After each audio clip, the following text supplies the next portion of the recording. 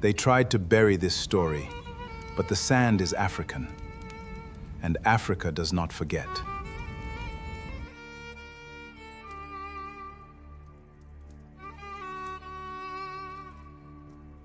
Let me stop you right there.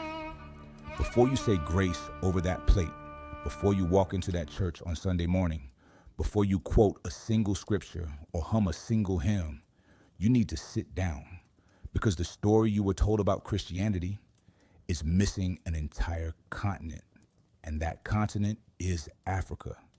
Not as a footnote, not as a mission field, not as the place where European missionaries showed up with Bibles and good intentions. Africa is the reason Christianity survived at all. Africa is the reason it spread. Africa is the reason it has the theology it has today. Strip Africa out of the story, and Christianity doesn't just shrink, it collapses. Full stop. And here's the thing that should make you put your fork down. This is not a theory. This is not Afrocentric revisionism. This is not somebody on the internet trying to start an argument. This is documented, datable, verifiable history sitting right there in the same sources that Western academia has been using for centuries. The receipts have always existed. People just weren't handing them out equally. So let's go all the way back, because the roots of this thing go deeper than most people have ever been told, and they go straight into African soil. The year is somewhere around 30 to 33 CE. A man named Jesus of Nazareth has been executed by Roman crucifixion in Jerusalem. His followers are terrified, scattered, and operating under serious threat of persecution. The movement is embryonic, fragile. It could have died right there in that moment, just another suppressed Jewish sect crushed under the boot of Roman imperial power. And Rome was very good at crushing things. That was basically their brand. But something happens. The story spreads, and one of the very first directions it spreads is south and west, into Africa. Not centuries later, not after councils and creeds and cathedrals, almost immediately. Within the lifetime of the first generation of believers, the gospel is moving into the African continent, and it is being received, developed, protected, and transmitted by African people and African institutions. That is not a peripheral detail. That is the central drama of early Christian history, and most people sitting in churches today have never heard it told that way. Let's start with Egypt, because Egypt is where the story gets its first serious intellectual and institutional home outside of Jerusalem, and Egypt is Africa. That should not need to be said, but apparently it does, because there is a long tradition in Western scholarship of treating Egypt as if it exists in some geographic and cultural bubble separate from the African continent. It does not. Egypt sits in the northeastern corner of Africa. It always has. The ancient Egyptians were an African people. The Copts, their descendants, are an African people. And the Coptic Christian community of Egypt is among the oldest continuous Christian communities on the planet Earth.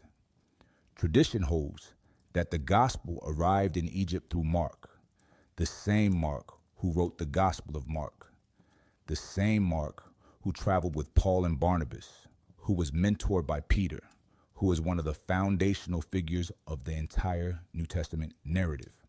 According to Coptic tradition, which is consistent with the earliest historical sources available, Mark arrived in Alexandria, Egypt, around 42 CE.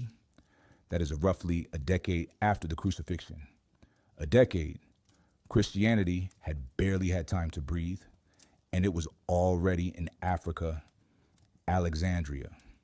Let's talk about Alexandria for a moment, because this city is absolutely critical, and it is almost never given its proper weight in the popular telling of Christian history.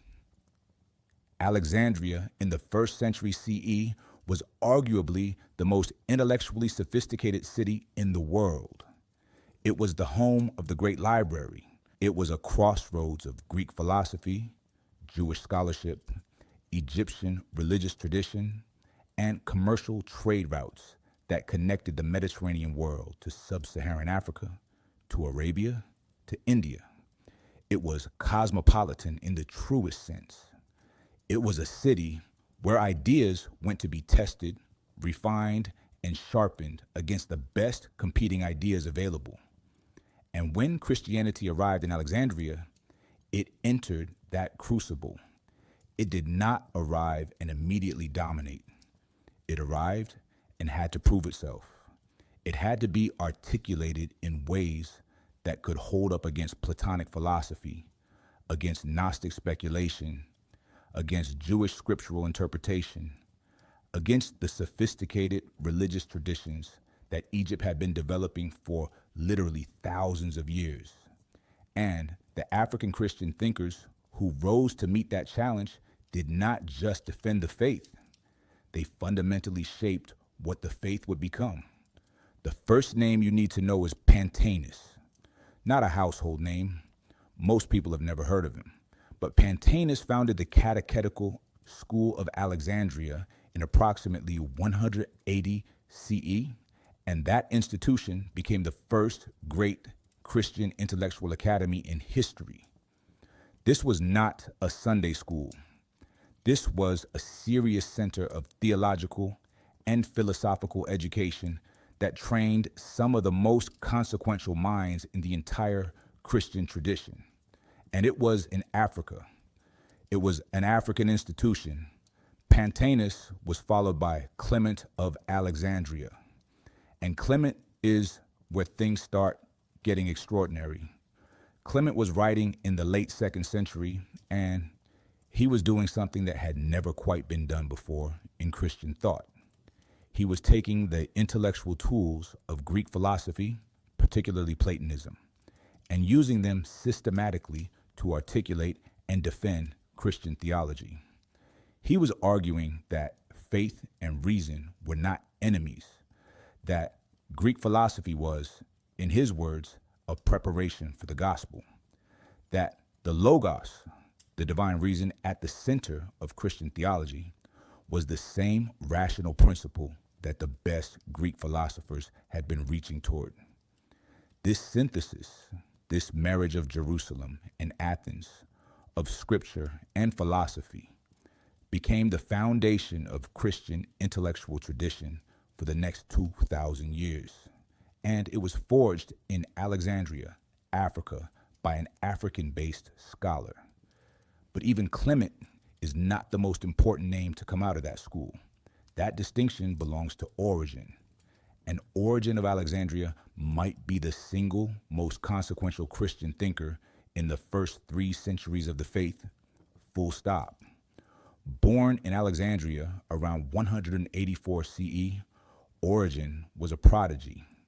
He was writing, teaching, and producing theological work at a pace and depth that was staggering. He produced what scholars believe was the first critical edition of the Old Testament, a massive work called the Hexapla that laid out 6 parallel versions of the Hebrew scriptures in 6 columns for comparative analysis. He developed the first systematic Christian theology in a work called On First Principles. He wrote commentaries on virtually every book of the Bible. He developed the allegorical method of biblical interpretation that became standard in Christian exegesis for centuries. He thought through questions about the nature of God, the pre-existence of souls, the nature of free will, the meaning of salvation at a depth and sophistication that nobody before him had attempted. Was Origen controversial? Absolutely. Some of his ideas were later declared heretical. But here's the thing about heresy trials. They are a measure of how seriously someone's ideas were being taken, not evidence that those ideas were irrelevant. Origen's influence was so enormous that even his critics had to engage with him on his own terms. He set the agenda. He defined the questions. Every major Christian theologian who came after him in the East and in the West was in some way responding to Origen. He is the intellectual grandfather of Christian systematic theology, and he was African. He lived, studied, and did his most important work in Alexandria, Egypt, Africa. Now here is where some people want to pump the brakes. They want to say, okay, yes, Alexandria was geographically in Africa, but these thinkers were Greek. They were Hellenistic. Their intellectual tradition was Greek, not African. And to that objection, there are several responses, and they are all devastating to the objection. First, the idea that Greek and African are mutually exclusive categories is itself a product of a much later, much more racially rigid worldview that did not exist in the ancient Mediterranean. Alexandria was a fusion city. It was founded by Alexander the Great, yes, but it was populated by Egyptians, Greeks, Jews, Syrians, and people from across the African interior. The culture it produced was a synthesis. Calling it purely Greek is like calling New Orleans cuisine purely French. Second, and more importantly, the intellectual tradition that the Alexandrian school was drawing on was not purely Greek. Egypt had been a center of philosophical and religious thought for thousands of years before Plato was born. The concept of the logos, the divine word or reason, has deep roots in Egyptian religious philosophy. The concept of ma'at, the divine principle of truth, justice, and cosmic order that sits at the center of ancient Egyptian religious thought, prefigures in striking ways the kind of divine rational principle that Alexandrian Christian thinkers were articulating. The idea that Egyptian intellectual tradition contributed nothing to Alexandrian Christian thought and that it was purely a Greek import is not a conclusion that the evidence supports.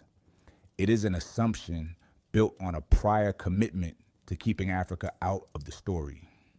Third, and most concretely, the people who built and ran the catechetical school of Alexandria, the people who wrote the texts, trained the students, and developed the theology, were people living and working in Africa, embedded in African institutions, shaped by African urban culture.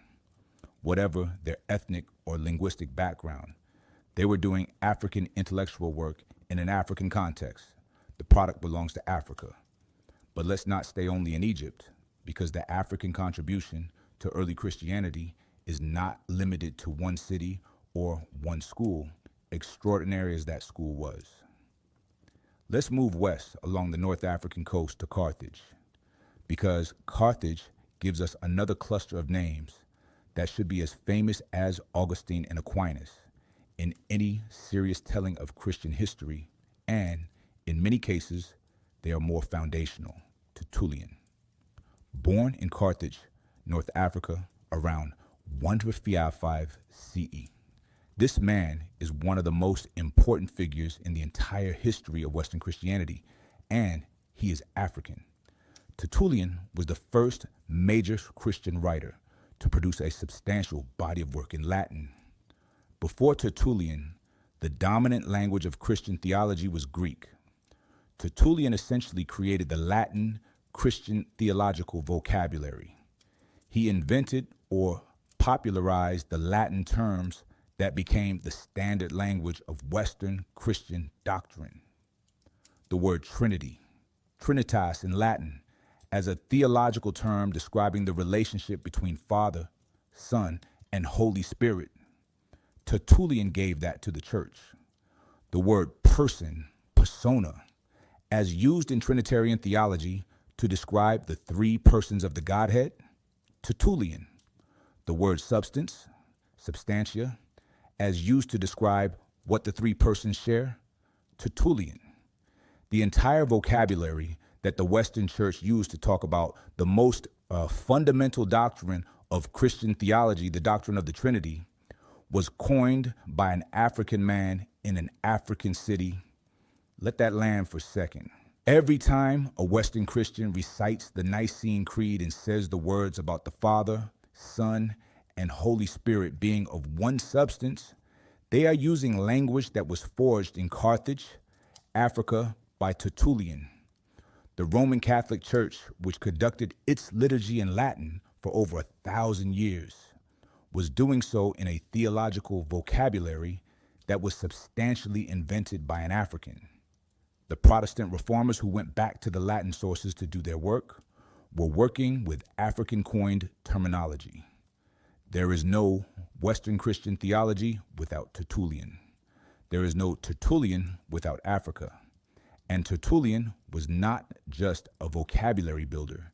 He was a fierce, sharp, polemical thinker who took on heresy, took on Roman persecution, took on lax Christians, and took on the philosophical pretensions of his age with a wit and ferocity that still jumps off the page nearly 2,000 years later. He is the one who asked, with magnificent sarcasm, what does Athens have to do with Jerusalem? What does the academy have to do with the church? He was the original theological trash talker, and he was African. After Tertullian comes Cyprian, Bishop of Carthage from 249 CE until his martyrdom in 258 CE. Cyprian is the person who most clearly articulated the doctrine of the visible, unified church as essential to Christian identity. His phrase, "You cannot have God as your father, who does not have the church as your mother," became one of the most quoted lines in Christian ecclesiology. His writings on the unity of the church, on the proper handling of those who had lapsed under persecution and then sought readmission, on the relationship between bishops and the universal church, laid the groundwork for the entire Catholic and later Orthodox understanding of church authority and structure. The debates he engaged in about how the church should handle sinners, schismatics, and apostates are debates that the church is still having today. And he was African. He was the bishop of an African city. He was martyred on African soil. Then there is Lactantius, another North African, who served as an advisor to the Emperor Constantine and wrote what became known as the Divine Institutes, one of the first systematic attempts to present Christian teaching to a Roman-educated audience in a form that would be intellectually persuasive to people steeped in classical culture. Lactantius was essentially the first Christian apologist writing for the Roman imperial establishment, and he was African. And then, towering above all of them, we arrive at Augustine of Hippo, born in 354 CE in Thagaste, which is in modern-day Algeria.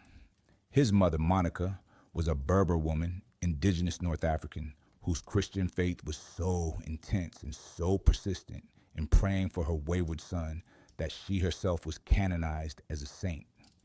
Augustine grew up in Africa. He was educated in Africa. He had his famous crisis of faith and conversion in Milan, yes, but he returned to Africa.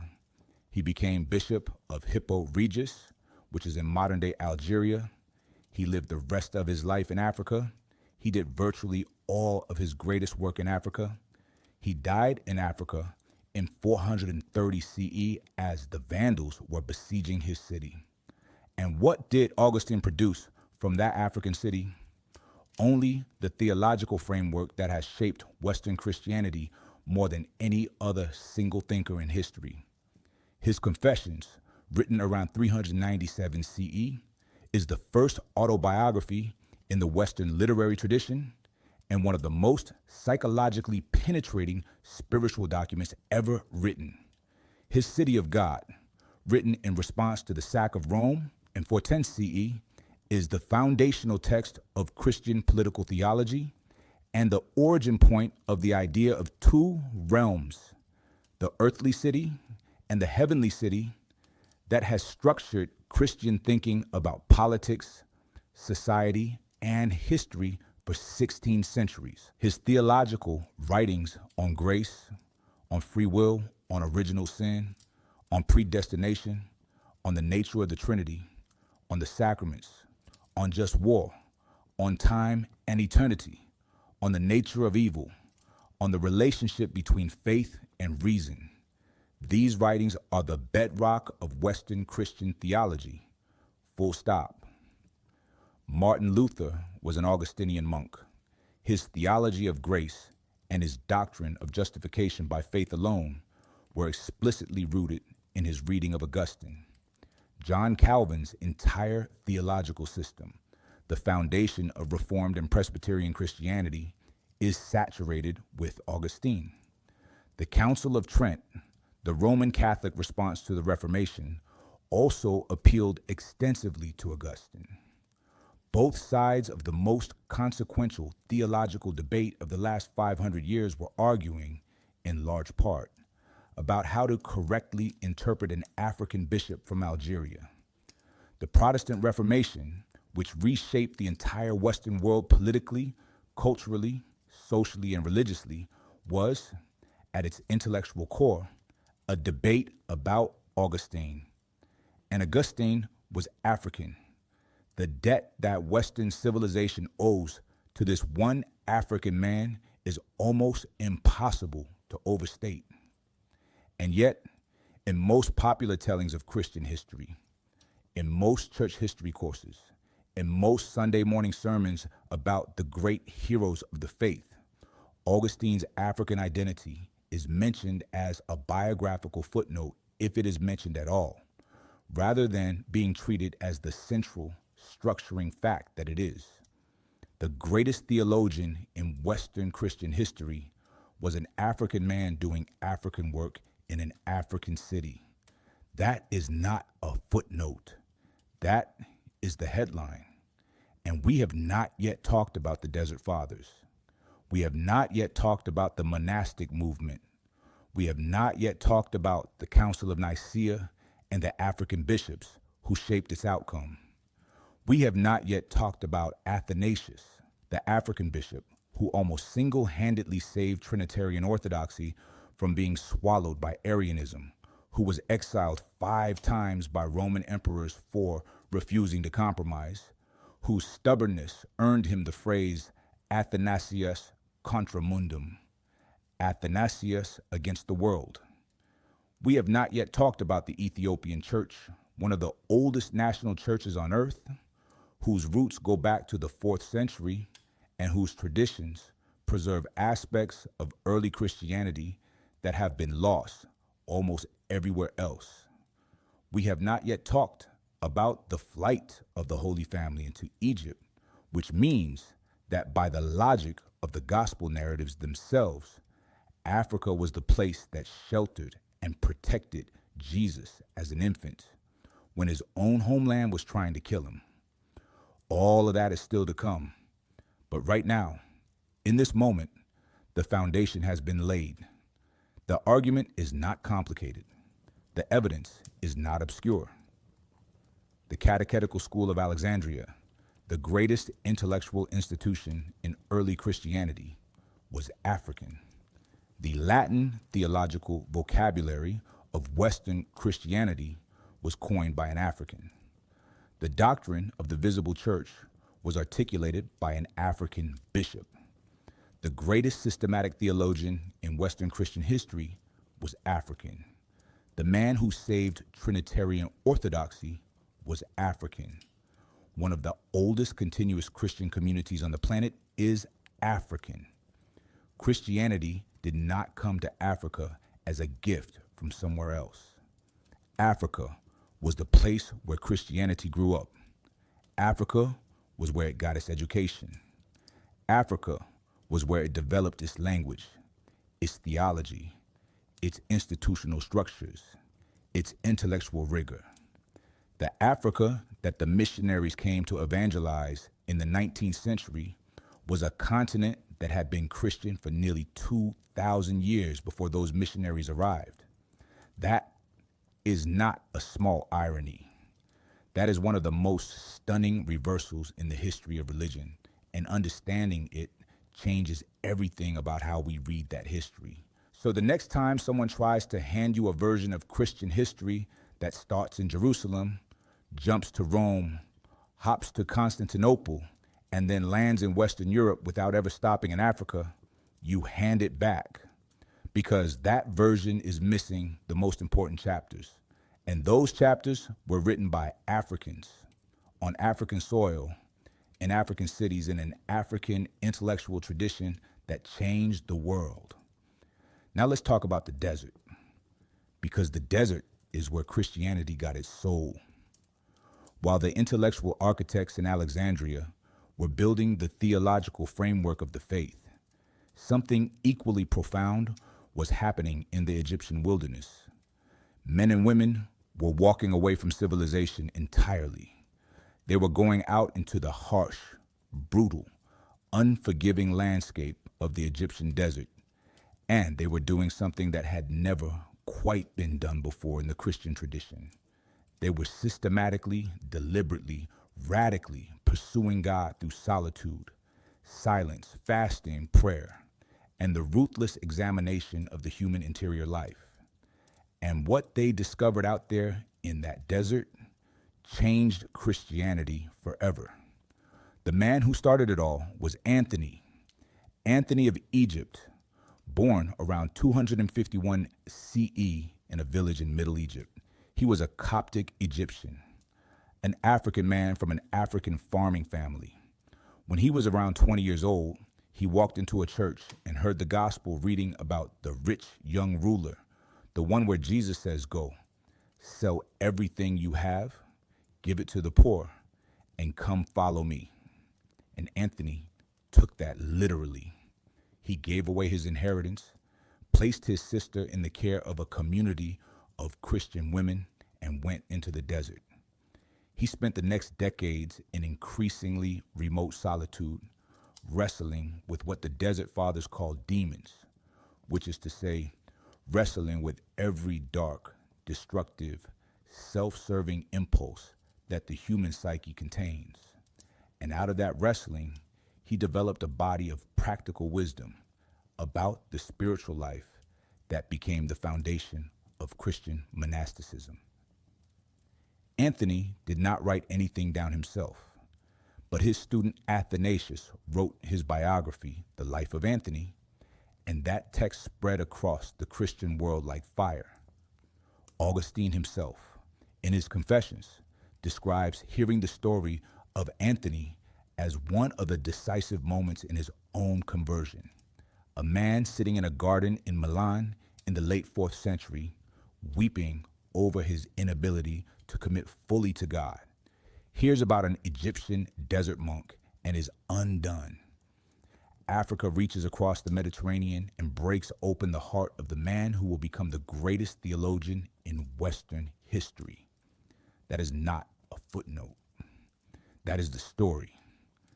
But Anthony was not alone in the desert for long, because the wisdom he was developing, the practical, hard-won knowledge of how to fight the battles of the interior life, began attracting others. People came from across the Roman world to sit at the feet of the Egyptian desert fathers and mothers, to ask them questions, to receive their teachings. And those teachings were collected and preserved in a body of literature called the Sayings of the Desert Fathers, the Apopthegmata Patrum. This is one of the most extraordinary documents in all of Christian literature. It is a collection of short, sharp, often paradoxical wisdom sayings from these African desert monks. And it is still read, still studied, still treated as essential spiritual guidance by Christian communities across every tradition, Catholic, Orthodox, and Protestant to this day. The desert mothers need to be named too, because they are almost always left out. Amma Syncletica of Alexandria, Amma Sara of the desert, Amma Theodora, whose sayings are quoted alongside the greatest of the male desert fathers, and whose wisdom on humility, on the nature of the spiritual struggle, on how to handle praise and criticism is as sharp and penetrating as anything in the tradition. These were African women doing African spiritual work, and their voices are in the canon. They are in the record. They have always been there. From the Egyptian desert, the monastic impulse spread. Pachomius, another Egyptian, another African, took the solitary model that Anthony had pioneered and organized it into something new. He founded the first communal monastery, a place where monks lived together under a common rule of life, sharing work, worship, and meals. He wrote the first monastic rule in Christian history. The rule of Pachomius became the template that all subsequent monastic rules were built on. The rule of Basil in the East, the rule of Benedict in the West, which became the foundation of all Western monasticism and through it shaped European civilization, its universities, its hospitals, its libraries, its agricultural techniques, its preservation of classical learning through the Dark Ages. All of that traces back to Pachomius, an Egyptian, an African, a man who grew up speaking Coptic, the direct descendant of the ancient Egyptian language. Think about what monasticism meant for European civilization. When the Western Roman Empire collapsed in the 5th century, when the political and social infrastructure that had maintained literacy, scholarship, and institutional continuity fell apart, it was the monasteries that kept the lights on. Monks copied manuscripts. Monks ran schools. Monks preserved the texts of classical antiquity alongside the texts of Christian theology. Monks developed agricultural innovations that fed European populations through centuries of instability. The Benedictine monasteries of Europe were the intellectual and cultural backbone of the medieval world, and the Benedictine rule that governed those monasteries was built on the foundation that Pachomius laid in Egypt. Africa did not just give Christianity its theology. Africa gave Western civilization its institutional survival mechanism. Now, let's go to Nicaea, because the Council of Nicaea in 325 CE is one of the most consequential events in the history of Christianity, and the African role in it is almost never told properly. The Council of Nicaea was called by the Emperor Constantine to resolve the Arian controversy, which was tearing the church apart. Arius, a priest from Alexandria, had been teaching that the Son of God was a created being, subordinate to the Father, the first and greatest of God's creations, but not co-eternal and co-equal with God. The slogan of the Arians was, "There was a time when the Son was not." This was not a minor theological quibble. This was a question about the fundamental nature of God and the fundamental meaning of salvation. If Jesus was a created being rather than fully divine, then what exactly happened on the cross? What exactly is being offered in the sacraments? The stakes could not have been higher, and the man who stood at the center of the fight against Arianism, the man who more than any other individual is responsible for the Nicene affirmation that the Son is of one substance with the Father, the man whose formulation became the orthodox position, was Athanasius of Alexandria, an African man, the bishop of an African city, a man who had grown up in Alexandria, been educated in Alexandria, and who carried the Alexandrian theological tradition in his bones. Athanasius was at the Council of Nicaea as a young deacon, assisting his bishop Alexander. His theological clarity, his debating skill, his absolute refusal to compromise on the full divinity of Christ were already evident.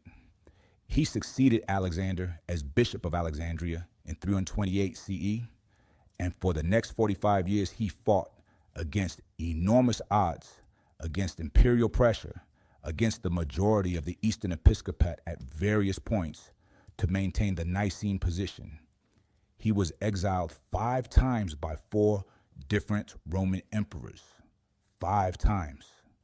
He spent 17 years of his episcopate in exile, and every single time he came back, every single time he refused to sign the Arian formulas that would have bought him peace and security. Every single time he chose the theological truth as he understood it over his own comfort and safety. Athanasius contra mundum. Athanasius against the world. That phrase is not hyperbole. There were moments in the 350s CE when it genuinely looked like Arianism was going to win. When the Emperor Constantius II was actively promoting Arian theology, when the majority of Eastern bishops had signed Arian or semi-Arian formulas, when Athanasius was in exile in the Egyptian desert, being sheltered by the very desert monks that the Antonian tradition had produced, it genuinely looked like the Nicene position might be lost. And it was not lost. It was not lost because Athanasius would not let it go. The Trinitarian orthodoxy, that is the central confession of virtually every mainstream Christian tradition today, the affirmation that Father, Son, and Holy Spirit are co-equal and co-eternal, one God in 3 persons, was preserved in large part by the stubbornness of an African bishop who refused to bend. When you say the Nicene Creed, when you affirm that Jesus Christ is God from God, light from light, true God from true God, begotten, not made, of one being with the Father, you are affirming the position that Athanasius of Alexandria spent his life defending at enormous personal cost. You're speaking African theology. You are carrying African intellectual and spiritual work in your mouth every time you say those words. Now let's go south, because the story of African Christianity is not only the story of the Mediterranean coast, it goes deeper into the continent than most people have ever been told. Let's talk about Ethiopia, because Ethiopia is one of the most extraordinary chapters in the entire history of Christianity, and it is almost completely invisible in the popular Western telling. The Ethiopian church traces its origins to the 4th century CE. The traditional account, which is consistent with the historical record, tells of a young man named Frumentius who was shipwrecked on the coast of the Aksumite Empire, which is the ancient Ethiopian kingdom in the early 4th century. He eventually rose to a position of influence in the Aksumite court, began sharing the Christian faith, and ultimately traveled to Alexandria to ask Athanasius, yes, the Athanasius, to send a bishop for the growing Christian community in Aksum. Athanasius consecrated Frumentius himself as the first bishop of Ethiopia around 328 CE. But here is what makes the Ethiopian story extraordinary beyond that founding moment. The Aksumite Empire did not just adopt Christianity as a personal religion. Around 330 to 340 CE, King Ezana of Aksum made Christianity the official state religion of his kingdom. This makes Ethiopia one of the first, and by some accounts the very first, nation state in the world to officially adopt Christianity as its state religion. This happened before Rome. Constantine issued the Edict of Milan in 313 CE, which granted religious tolerance. But Rome did not make Christianity the official state religion until Theodosius in 380 CE. Ethiopia got there first or simultaneously. An African kingdom was making Christianity its national religion at the same moment that the Roman Empire was still working out its relationship to the faith. And the Ethiopian church did not just adopt Christianity and then wait for instructions from somewhere else. It developed its own theological tradition, its own liturgical practice, its own scriptural canon.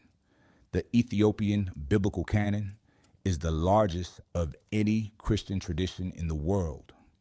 It includes books that were dropped from the Western canon, books like Enoch and Jubilees that are considered scripture by Ethiopian Christians, but are treated as apocrypha or non-canonical by most Western traditions. The Book of Enoch, which is quoted in the New Testament itself, in the letter of Jude, which is therefore in every Christian Bible, has been preserved in its complete form almost exclusively in Ethiopia.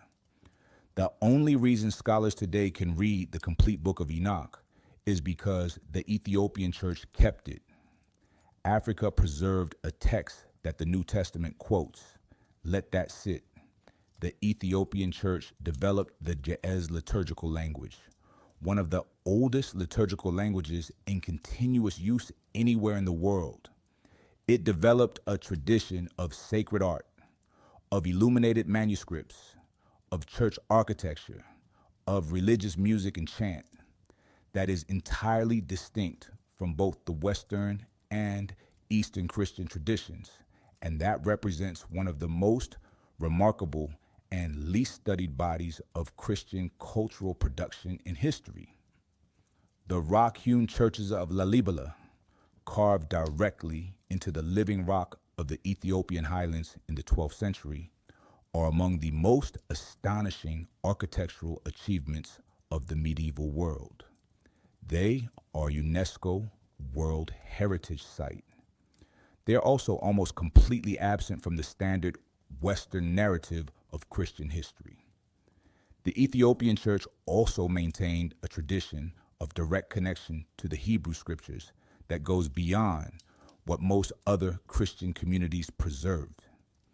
Ethiopia has a tradition, recorded in the Kebra Nagas, the Glory of Kings, of a direct connection to the Solomonic dynasty through the Queen of Sheba, who is identified in Ethiopian tradition as Makeda, Queen of Ethiopia, who visited Solomon, bore him a son named Menelik, and brought the Ark of the Covenant to Ethiopia. Whether one takes this as literal history or a sacred narrative, what it tells us is that Ethiopia understood itself as a people with a covenant relationship with the God of Israel that predated and ran parallel to the Christian tradition. The Ethiopian church did not experience Christianity as a foreign import. It experienced it as the fulfillment of a covenant that had been theirs for 1,000 years before Christ. This is a profoundly different relationship to the faith than the one that most Western Christians have. And it produced a profoundly different kind of Christianity, one that is older, in many ways more deeply rooted in the Hebrew scriptural tradition, and more continuous in its practice than almost any other Christian community on earth. When the Jesuit missionaries arrived in Ethiopia in the 16th and 17th centuries and tried to bring the Ethiopian church into conformity with Roman Catholic practice, the Ethiopians threw them out. They did not need to be taught Christianity. They had been practicing it for 1,200 years before the Jesuits showed up. They had their own bishops, their own theology, their own canon, their own saints, their own liturgy. They were not a mission field. They were a church.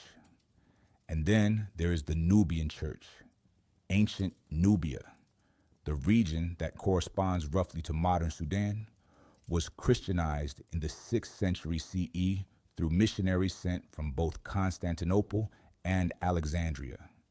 The Nubian kingdoms of Nobasha, Makuria, and Alodia all became Christian kingdoms, and they remained Christian for nearly 1,000 years, from the 6th century until the 14th and 15th centuries, when Islam gradually became dominant in the region. For those 1,000 years, Christian Nubia was a major civilization with its own art, its own architecture, its own theological tradition, its own bishops.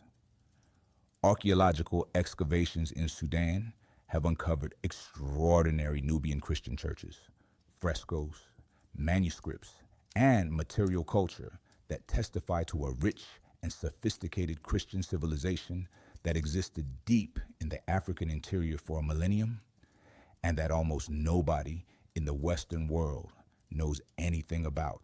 The Nubian kingdoms were also, at various points, a military and political bulwark against the expansion of Islamic power into sub-Saharan Africa.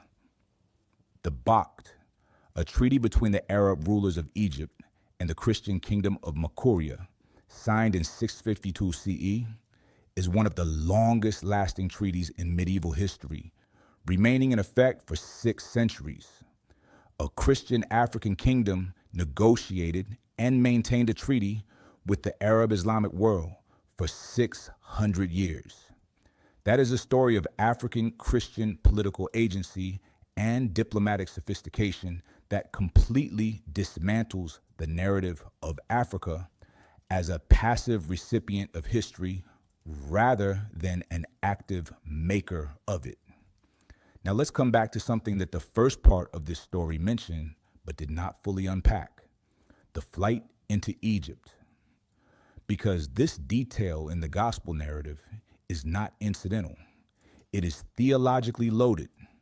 According to the Gospel of Matthew, when Jesus was an infant, when Herod was slaughtering the children of Bethlehem in an attempt to eliminate the newborn king, Joseph and Mary took the child and fled to Egypt.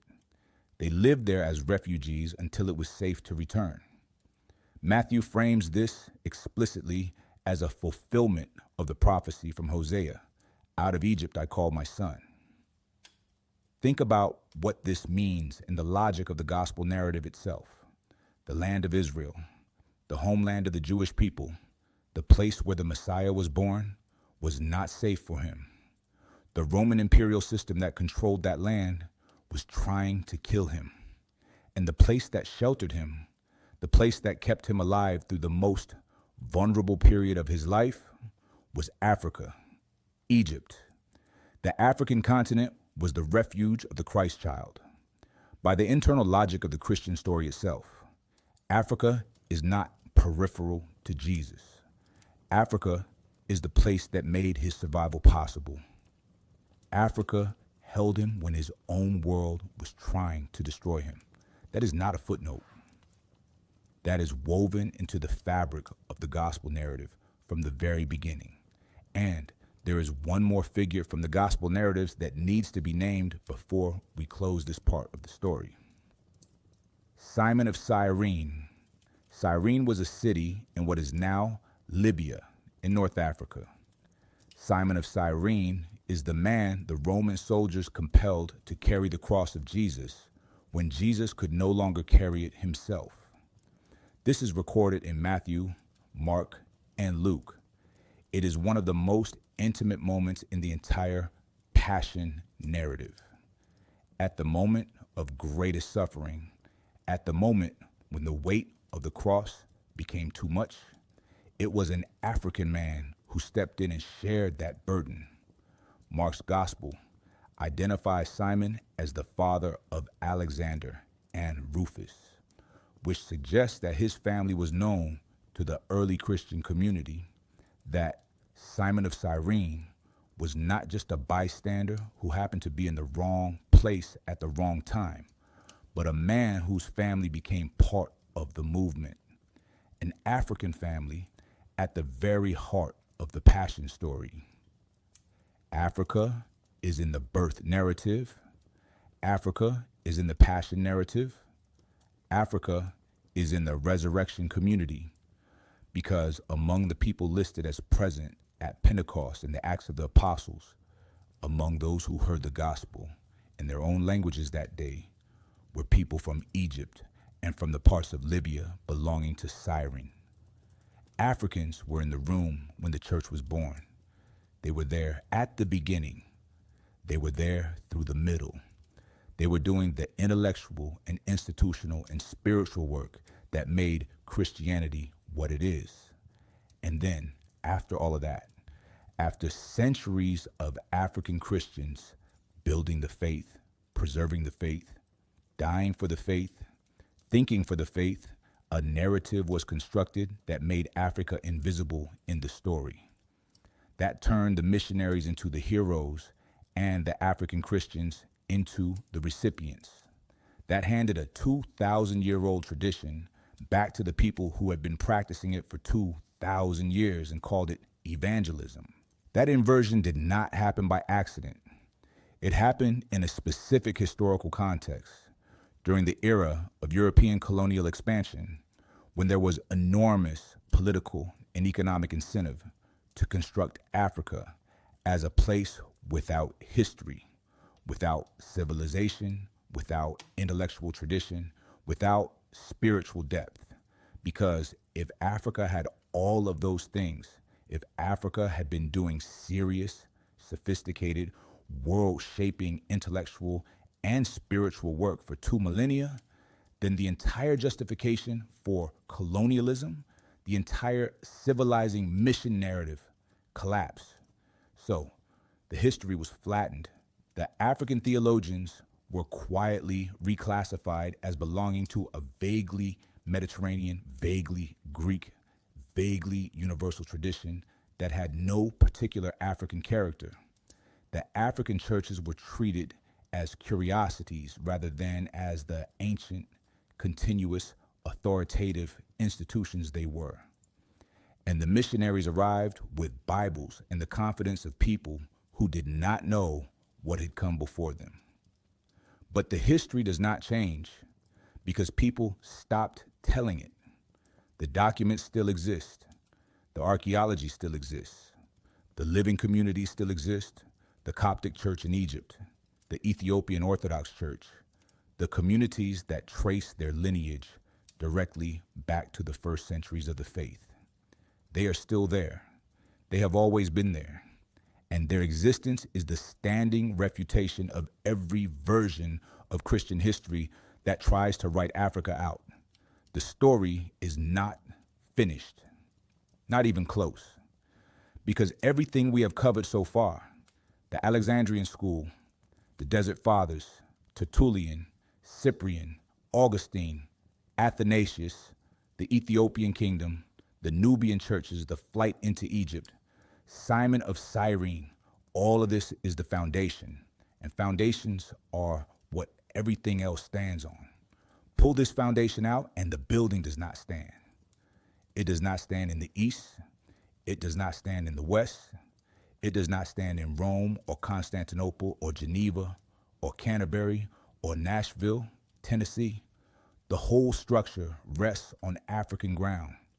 And there is still more to say about how the African theological tradition shaped the great ecumenical councils beyond Nicaea, about how the Donatist controversy in North Africa produced the theological framework that Augustine used to develop the doctrine of the church that the entire Western tradition inherited, about how African Christianity survived the Arab conquest of North Africa and what happened to it in the centuries that followed, about how the Ethiopian church maintained diplomatic and cultural connections with the Christian world through the medieval period, and how those connections influenced the European imagination of Africa in ways that have been almost entirely forgotten, about how the rediscovery of African Christian history in the 20th and 21st centuries has been reshaping theology, reshaping church history, reshaping the self-understanding of African Christians around the world who are reclaiming a heritage that was never actually lost, just suppressed. All that is still to come. But right now, in this moment, let the weight of what has already been said settle on you. The next time you open a Bible, remember that the man who carried the cross was African. The next time you recite the creed, remember that the bishop who fought to preserve what you are confessing was African. The next time you engage with any question of grace, free will, or original sin, remember that the theologian whose framework you are almost certainly using, whether you know it or not, was African. The next time someone tells you that Christianity came to Africa, look them in the eye, and tell them they have the story exactly backwards.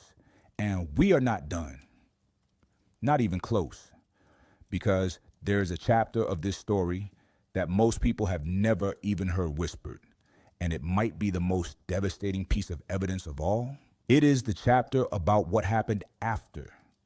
What happened to African Christianity when the historical winds shifted? What happened to the memory of it? And what is happening right now as that memory comes roaring back? Let's talk about the Donatist controversy, because most people who have heard of it think of it as an obscure theological squabble that has nothing to do with them. They are wrong. The Donatist controversy is the crucible in which the doctrine of the church that the entire Western Christian tradition inherited was forged, and it happened in Africa, between Africans. And it was Augustine who resolved it, or rather, who developed the theological framework that the Western church used to resolve it. And every argument about church purity, church authority, the validity of sacraments, the relationship between personal holiness and institutional legitimacy, every one of those arguments that the church has been having ever since traces directly back to this African controversy on African soil. Here is the background. During the Roman persecution of Christians in the early 4th century, some clergy had handed over sacred scriptures to the Roman authorities to avoid martyrdom. The Latin word for those who handed things over was traditores. Yes, that is where the word traitor comes from, an African word coined in an African context to describe African Christians who broke under Roman pressure. When the persecution ended and Constantine came to power, the question became what to do with these clergy and the sacraments they had administered. Had their betrayal invalidated their ministry? Were the baptisms they performed real baptisms? Were the Eucharists they celebrated real Eucharists? The Donatists, named after the bishop Donatus of Carthage, said no. The character of the minister matters. A traitor cannot administer a valid sacrament. The church must be pure. The church must be composed of genuine saints, people who have not compromised, and only their sacramental acts count. This was a rigorous, demanding, morally serious position. It had enormous popular support in North Africa. The Donatist Church was, for a significant period, larger than the Catholic Church in North Africa. This was not a fringe movement. This was a majority position among African Christians. Augustine disagreed, and the framework he developed to articulate his disagreement became the foundation of Western sacramental theology. Augustine argued that the validity of a sacrament does not depend on the personal holiness of the minister. It depends on Christ, who is the true minister of every sacrament. The church is not a community of proven saints. It is a mixed body, wheat and tares together, as Jesus himself said. And the sorting happens at the end, not now. The institution carries the grace regardless of the moral failures of its human representatives. This is the doctrine of ex opere operato, from the work performed, which became the official Catholic position on sacramental validity, and which remains so today. Now think about the implications of that doctrine for the next 16 centuries of Western Christianity. Every time a Catholic priest celebrates Mass, and the validity of that Mass is not dependent on whether that priest is a good person. Every time a Protestant minister baptizes an infant, and the parents trust that the baptism is real, regardless of what that minister might do later in his life. Every time any Christian receives any sacrament and trusts that the grace is real, even though the human being administering it is imperfect. That trust, that theological position, was worked out by an African bishop in an African city in response to an African controversy. Augustine, against the Donatists, gave the Western Church its understanding of how grace works through imperfect human institutions. That is not a small thing. That is the thing that allowed the church to survive its own corruption. That is the theological framework that let the church keep functioning through the Borgia popes, through the selling of indulgences, through every scandal and betrayal and moral failure of its human leadership. The doctrine that kept Western Christianity alive through its darkest institutional moments was an African doctrine. And then the Arab conquest came. In the 7th century CE, the armies of the new Islamic Caliphate swept across North Africa with extraordinary speed. Egypt fell. The Maghreb, the region of modern Tunisia, Algeria, and Morocco, fell. Carthage, the city of Tertullian and Cyprian, fell. The great Christian civilization of North Africa, which had produced the theological vocabulary of Western Christianity, which had housed the greatest intellectual academy in Christian history, which had given the world Augustine and Tertullian and Cyprian and Lactantius, was absorbed into the Islamic world. The Christian communities of North Africa largely disappeared over the following centuries, not all at once, not through immediate forced conversion, but gradually through a combination of social pressure, political marginalization, and the slow erosion of community structures that could no longer sustain themselves. This disappearance was then used in later centuries as evidence that Africa had never really been a serious Christian civilization. If it had been, the argument went, it would have survived. But this argument is historically illiterate. Christianity did not survive the Arab conquest of the Levant either.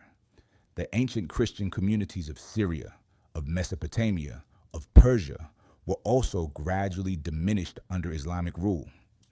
Nobody uses that as evidence that the Syriac church was not a real church, or that Syriac Christianity was not a serious intellectual tradition. The same standard should apply to North Africa. The disappearance of North African Christianity under specific historical pressures does not retroactively erase the 2 centuries of world-shaping intellectual and spiritual work that preceded it. The work was done, the documents exist, the influence is traceable. The disappearance of the community does not undo the contribution, and not all of African Christianity disappeared, because Egypt remained. The Coptic Church survived the Arab conquest. It is still there. It has been there continuously since Mark arrived in Alexandria in 42 CE, nearly 2,000 years of unbroken continuity. The Coptic Church has faced persecution, marginalization, and violence across the centuries, and it has endured. It has maintained its liturgy, its theology, its traditions, its identity. When you walk into a Coptic church today and hear the liturgy chanted in Ge'ez and Coptic, languages that descend directly from the ancient Egyptian tongue, you are hearing the sound of the oldest continuous Christian community on the planet. That community has been there longer than the Roman Catholic Church. It has been there longer than Eastern Orthodoxy as a distinct institution. It has been there longer than any form of Christianity that most Western Christians have ever heard of. And Ethiopia remained. The Ethiopian Orthodox Church, the Tewahedo Church, never fell to Arab conquest, never fell to colonial religious pressure, never lost its canon, its liturgy, its theology, its identity. When the Italians invaded Ethiopia in 1935, Haile Selassie went before the League of Nations and appealed to the conscience of the world. He was speaking as the head of a Christian nation that had been Christian for 1,600 years, a nation that understood itself as having a covenant relationship with the God of the Bible stretching back to Solomon, a nation whose church had been consecrated by Athanasius himself. That is the depth of the tradition he was standing in. And the world largely looked away, but the church remained. It is still there. 40 to 50 million Ethiopian Orthodox Christians practicing a form of Christianity that in some ways is closer to the Christianity of the first and second centuries than anything you will find in Rome or Geneva or Canterbury. Now let's talk about what happened when the European missionaries arrived in sub-Saharan Africa in the 19th century, because this is where the inversion becomes most visible and most painful. The missionaries came with genuine conviction. Many of them were sincere, courageous people who believed they were bringing something precious to people who had never had it. And in some regions of sub-Saharan Africa, they were indeed introducing Christianity to communities that had not previously encountered it in an organized way. That is real. That is true. But the framework they brought with them, the framework that positioned Africa as a spiritual blank slate waiting to be written on by European Christianity, that framework was catastrophically wrong. And it was wrong not just because it was arrogant, though it was arrogant. It was wrong because it was historically false. It erased 2,000 years of African Christian history and then handed Africans a version of their own heritage as if it were something new.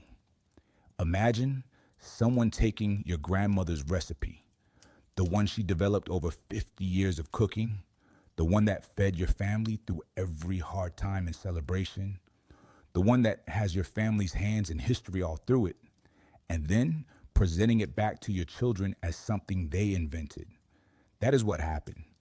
The African theological tradition was absorbed into Western Christianity, laundered through European institutions, stripped of its African identity, and then brought back to Africa as a European gift. The audacity of that is almost beyond comprehension. But it happened, and understanding that it happened is essential to understanding the current moment. Because right now, in the 21st century, something extraordinary is occurring. African Christianity is the fastest growing form of Christianity on the planet. The center of gravity of global Christianity has shifted south and east. There are more Christians in Africa today than on any other continent. The largest congregations in the world are in Nigeria, in Kenya, in South Africa, in Ghana. The most dynamic theological conversations in global Christianity are happening in African contexts. African theologians are not just participating in global theological discourse, they are increasingly setting its agenda. And as this shift has happened, as African Christianity has reclaimed its numerical and cultural centrality in the global church, African scholars and theologians have also been reclaiming the history. They have been doing the work of recovering what was always there in the documents, in the archaeology, in the living communities, and insisting that it be told correctly. This is not Afrocentric revisionism. Let's be absolutely clear about that one more time. The scholars doing this work are using the same sources, the same methodologies, the same standards of historical evidence that Western academia has always used. They are not making things up. They are reading what has always been there and refusing to accept the interpretive framework that made it invisible. Thomas Oden, a white American Methodist theologian, spent the last decades of his life doing nothing but recovering and publicizing the African contribution to early Christian theology. His multi-volume work on the African memory of Mark is one of the most important pieces of scholarship in recent Christian historiography, and his conclusion, reached through rigorous historical method, was that the African contribution to Christian theology has been systematically undervalued and misrepresented in Western scholarship. That is not a radical fringe position. That is where the evidence leads. And the evidence leads somewhere that should change how every Christian everywhere understands their faith. It should change how the faith is taught. It should change how church history is framed. It should change which names are treated as foundational and which are treated as footnotes. It should change the mental image that Christians carry of the great thinkers and saints and martyrs of the tradition. When you picture the theologian who developed the doctrine of the Trinity's Latin vocabulary, you should be picturing an African man in a North African city. When you picture the bishop who preserved Trinitarian orthodoxy against imperial pressure, you should be picturing an African man from Alexandria. When you picture the greatest theologian in Western Christian history, you should be picturing an African man from Algeria. When you picture the first Christian monk, you should be picturing an Egyptian farmer's son walking into the desert. When you picture the first organized monastic community, you should be picturing an Egyptian man named Pachomius writing the first monastic rule in Coptic. These are not alternative facts. These are the facts. The alternative was what you were told before. And here is the thing that should move you, not just intellectually, but in your chest, in the place where the things that matter actually land. The African Christians who built this tradition did not build it for Africa. They built it for the world. Athanasius did not fight for Trinitarian orthodoxy because he wanted Alexandria to win a theological argument. He fought because he believed the truth of who Jesus was mattered for every human being who would ever live. Augustine did not write the City of God for North Africa. He wrote it for every human community that would ever try to understand its relationship to God and to power. The desert fathers and mothers did not develop their wisdom about the interior life for Egyptian monks only. They developed it for every human soul that would ever struggle with its own darkness and reach for something beyond itself. They gave their work to the world. They gave it freely. They gave it at enormous cost through persecution, through exile, through martyrdom, through the slow, difficult labor of thought and prayer and writing in conditions that were often brutal. And then the world took it. The world took it and forgot where it came from. The world built cathedrals on the foundation and forgot whose hands had laid the stones. The world recited creeds in languages that were coined in Africa and called them European theology. The world sent missionaries to the continent that had given it its faith and called it evangelism. But the foundation does not disappear because people stop acknowledging it. The stones are still there. They have always been there. And now, in this moment, in this century, as the global church reckons with its own history, and as African Christianity stands at the center of the world's largest religious tradition, the foundation is being seen again, named again, honored again. Not because someone is doing Africa a favor, but because the truth has a way of surfacing, because the documents exist, because the living communities exist, because the Coptic priests chanting a liturgy that has not changed in 1,500 years exists, because the Ethiopian church with its complete canon and its Solomonic tradition and its rock-hewn churches exists, because 40 million Nigerian Pentecostals and 30 million Kenyan Catholics and 20 million South African Christians of every tradition exist, and they are the continuation of something that began not with the European missionary, but with Mark stepping off a boat in Alexandria in 42 CE. So here is where we land. Here is the thing you carry with you when you walk away from this. Christianity is not a Western religion that was graciously shared with Africa. Christianity is a religion that Africa shaped, sustained, and saved. Africa gave it its theological language. Africa gave it its intellectual rigor. Africa gave it its monastic tradition. Africa gave it its greatest systematic theologian. Africa gave it its Trinitarian orthodoxy. Africa gave it its understanding of grace in church and sacrament. Africa sheltered its founder as a refugee infant. An African man carried its central symbol up the hill to Golgotha. African people were in the room when the Holy Spirit fell at Pentecost. African people were building churches and writing theology and dying for their faith before most of Europe had heard the name of Jesus. That is the story. That is the whole story. Not the version with the missing chapters. Not the version where Africa shows up in the 19th century waiting to be saved. The version where Africa is present from the first moment to the last, doing the work, bearing the cost, shaping the tradition, and then, after all of that, having the extraordinary grace to keep the faith even when the faith's own institutions try to write Africa out of its own history. The next time someone hands you a version of Christian history that does not center Africa, you know what to do.